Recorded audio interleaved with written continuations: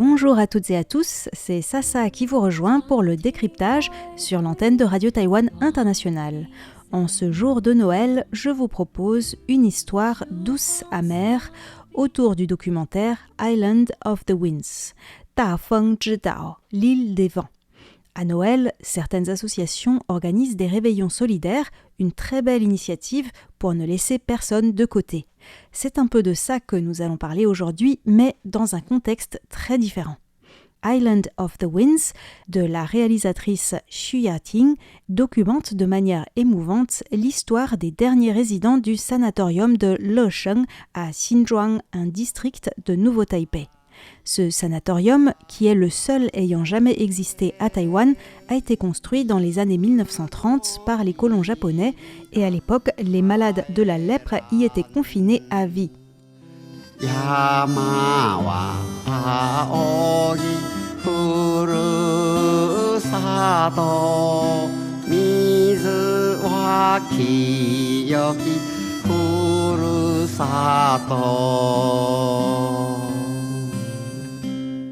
Une politique reprise ensuite par le gouvernement nationaliste du Kuomintang après la Seconde Guerre mondiale.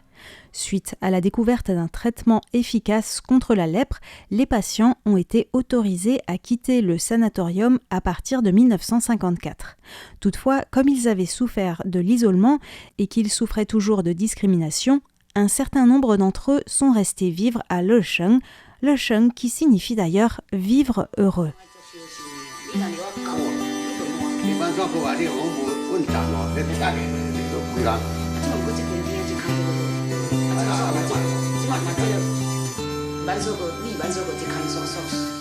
Ce sanatorium est situé sur une petite colline verdoyante où l'on entend les cigales. Il est composé de plusieurs bâtiments, certains de l'époque japonaise. La plupart des résidents sont très âgés et ne peuvent plus marcher en raison des lésions cutanées et ont dû se faire amputer des jambes ou des mains. Alors, ils se déplacent sur de petits véhicules à 4 roues. C'est bien pratique, mais leur vie quotidienne n'est pas facile. Les résidents ont développé des manières de se doucher, de s'habiller et de cuisiner sans pouvoir se servir entièrement de leurs mains. Ils ont aussi développé, bien sûr, de forts liens d'amitié.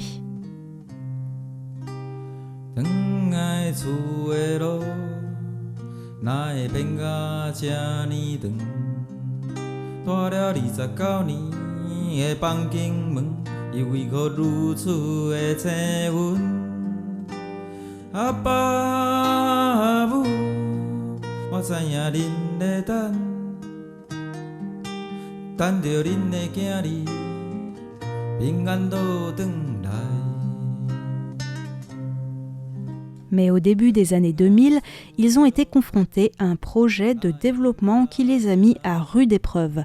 On écoute Xu Yating, réalisatrice du documentaire que nous avons reçu à RTI. Au début, dans le documentaire, on voit que le gouvernement veut exproprier tous les patients vers un nouveau bâtiment hospitalier à proximité pour pouvoir raser le site et en faire un lieu d'entreposage pour développer le métro. Le gouvernement ne considérait les résidents que comme des malades âgés qui vont bientôt mourir et dont personne ne se souviendra. De toute façon, ils ont été confinés à vie depuis leur jeunesse, ils n'ont plus vraiment de liens familiaux et ils sont nourris et logés par l'État. Mais c'est là que de nombreux résidents ont eu une prise de conscience. Bien qu'ils vivent dans une société démocratique, qu'ils votent pour différents partis, ils ont voulu lutter pour que leur dignité soit reconnue à sa juste valeur. Ce mouvement trouve son origine dans le fait que chaque résident voulait montrer qu'il ou elle était aussi une personne, un citoyen avec des droits. Quant aux étudiants, nous étions dans notre vingtaine et c'est à travers ce mouvement que nous sommes devenus de vrais citoyens. Ça a créé des liens très forts. Lesheng est devenu le point de rencontre entre ces deux groupes qui cherchaient à faire advenir leurs idéaux démocratiques. C'est comme ça que l'alchimie a pris.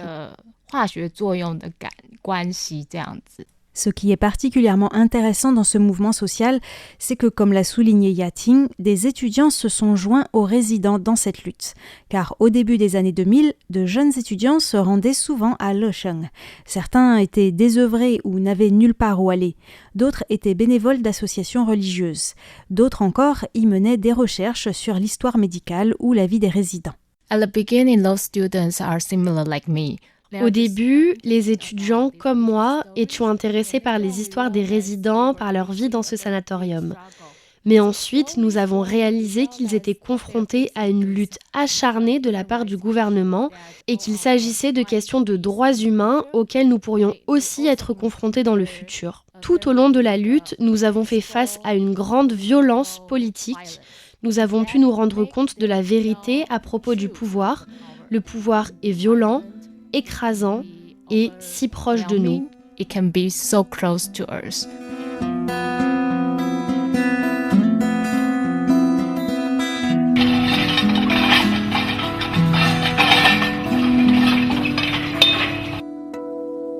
Yating, elle, a commencé à documenter cette histoire depuis 2005.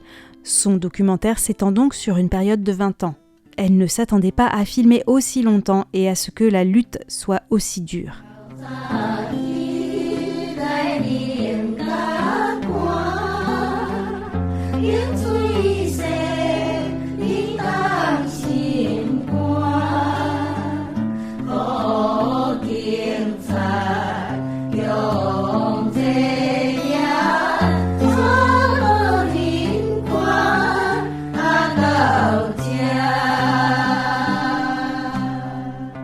When I first arrived to Leung Sanatorium, Quand j'ai commencé à filmer au sanatorium de Leung, je pensais que ce serait un mouvement de courte durée.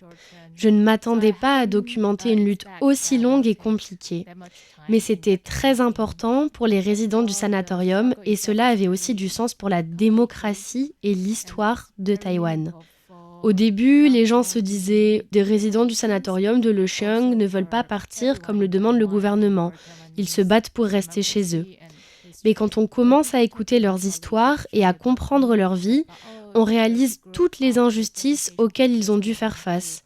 Ils ont été forcés de quitter leur maison pour être confinés à vie dans ce sanatorium en raison de la politique très stricte des Japonais concernant les lépreux. Ensuite, le gouvernement nationaliste a poursuivi cette mauvaise politique et en 2005, on a à nouveau voulu sacrifier ces personnes sur l'autel du développement économique. En fait, leurs histoires sont liées à la question de la justice transitionnelle à Taïwan. Si l'on ne voit pas les victimes, si l'on n'entend pas leurs histoires, les prochaines générations oublieront ce qu'il s'est passé et referont les mêmes erreurs. Nous continuerons à stigmatiser les personnes vulnérables ou à ne pas les considérer comme vous et moi. Ce serait dommage pour la société et ça ne rendrait pas le monde meilleur. will not make the world in a better place. D'où l'importance du film de Xu Yating, Island of the Winds, qui permet de garder le souvenir de ce mouvement. C'est d'autant plus émouvant qu'au fil du documentaire, certains résidents quittent ce monde. On peut aussi ressentir dans ce film les efforts et la frustration des participants au mouvement face aux difficultés de communication avec la bureaucratie et aux promesses non tenues des politiciens et de l'administration. Ce qui fait réfléchir aux lacunes de la démocratie ou même se demander si l'on est bien dans un tel régime.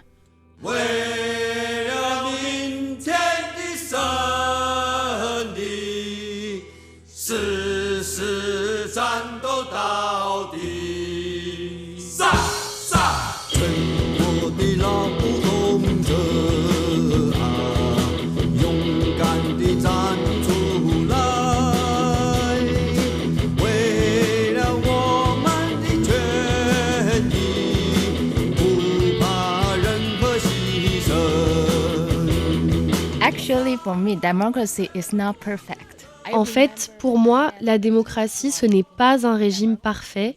Je me souviens quand j'ai discuté un jour avec des réalisateurs thaïlandais, ils se disaient que leur pays avait besoin de la démocratie et qu'ensuite la vie serait plus facile. Mais en vérité, dans un régime démocratique, ce n'est pas facile. On le voit dans mon documentaire. La lutte est un long processus. Si ça s'était passé en dictature, le pouvoir aurait simplement balayé d'un revers de main les revendications et tout serait fini. Mais c'est parce qu'on est en démocratie que la lutte peut durer aussi longtemps, ce qui permet de mettre en lumière la complexité des problèmes. En tournant ce film, j'ai réalisé que la démocratie n'était pas parfaite et que c'était à nous de l'améliorer. C'est juste un système qui fonctionne à un moment donné. Nous devons rester vigilants. Aux yeux de beaucoup de monde, la démocratie, c'est le règne de la majorité, mais dans ce film, on voit que c'est aussi la manière dont on traite les minorités, et notamment comment faire pour que les plus vulnérables soient traités de manière juste. Comment la dignité de chaque personne peut être prise en compte. Dans le documentaire, certains détails montrent la tendance à traiter les patients non comme des êtres humains singuliers, mais comme des objets parce qu'ils sont différents. Par exemple, l'énorme pont en acier construit à la va-vite sans consulter les résidents, un pont construit pour eux, sauf que les commanditaires avaient oublié qu'ils ne pouvaient pas monter les escaliers. Comme le dit Yating, ce film pointe du doigt nos propres angles morts. Comment se fait-il que nous ayons parfois tant de difficultés à comprendre les véritables besoins de personnes qui ne nous ressemblent pas ? Comment tenir compte du point de vue des minorités ou des personnes vulnérables dans les politiques ?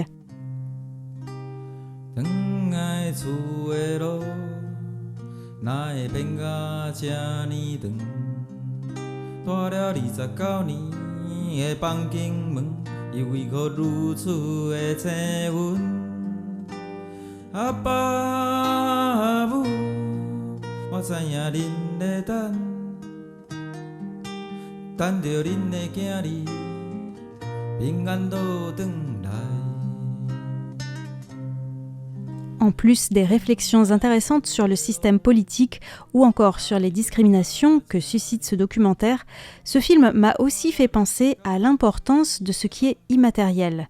Quand on ne possède quasiment rien, comme les résidents de Lecheng, on réalise peut-être davantage ce qui compte vraiment.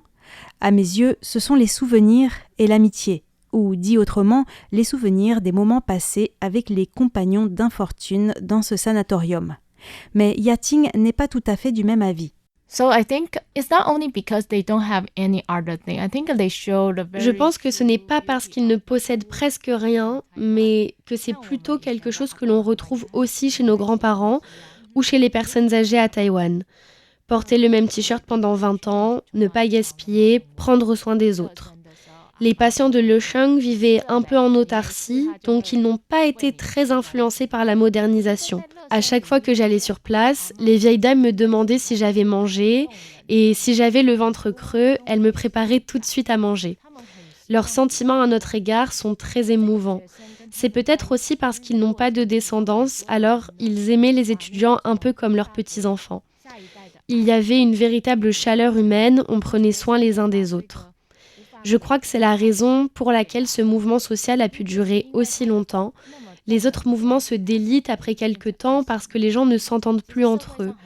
Or, à Lecheng, on ne se battait pas pour ses propres intérêts, mais pour un monde meilleur, pour que ces personnes âgées puissent y vieillir sereinement et parce que leurs histoires méritaient d'être connues. C'est aussi simple que ça.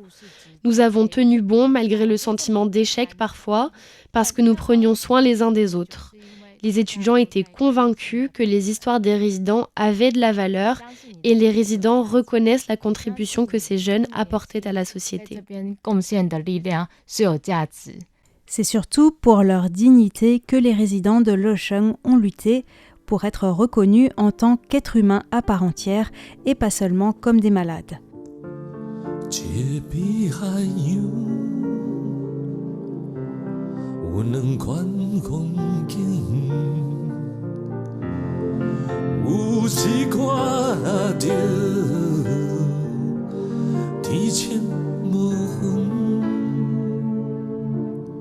C'est ainsi que s'achève la première partie de ce décryptage sur le film Island of the Winds, qui a d'ailleurs un coproducteur français, Baptiste Brunner, et qui a remporté en 2023 le prix du meilleur pitch des documentaires en cours de finalisation du programme Cannes Doc au Festival de Cannes.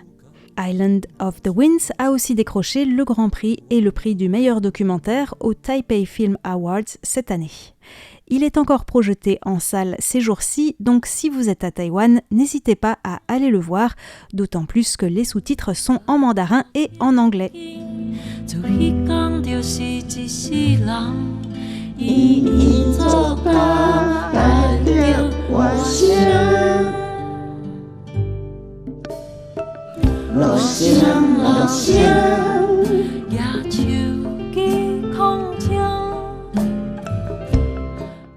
Je vous donne rendez-vous demain pour la deuxième partie de ce décryptage et vous laisse en compagnie de la bande originale du film composée par Wang Yujun avec les voix des résidents.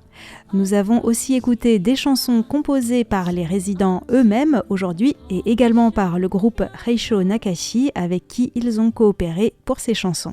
À demain pour la suite. 到红地就靠桥